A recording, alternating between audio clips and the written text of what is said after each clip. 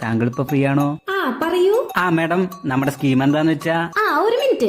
Scheme എന്തായാലും എന്റെ ഒരു ഫ്രണ്ടിനെ കൂടെ ഉൾപ്പെടുത്തണം. അപ്പൊ ഞങ്ങൾക്ക് രണ്ടാക്കും ഉപകാരമായല്ലോ. ശരിയാണ് മാഡം, ഇത് നല്ല കാര്യമാണ്.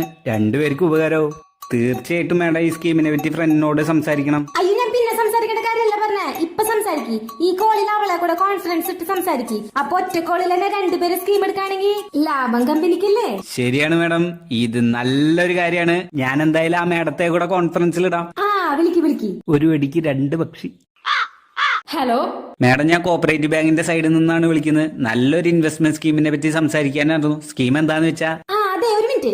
കൃഷ്ണ, ഇത് ഞാനാടി രച്ചുവാ. നീ എവിടെയാടി? അപ്പൊ എന്നോട് സംസാരിക്കണ ഈ ചെക്കനേതാ? ഹലോ മാഡം, അപ്പൊ സ്കീം എന്താന്ന് വെച്ചാ? ഒരു മിനിറ്റ് സാർ. കൃഷ്ണ, ഞാൻ നമ്മുടെ ഉമ്മ നഗരന്റെ അവിടെ ഉണ്ടടി.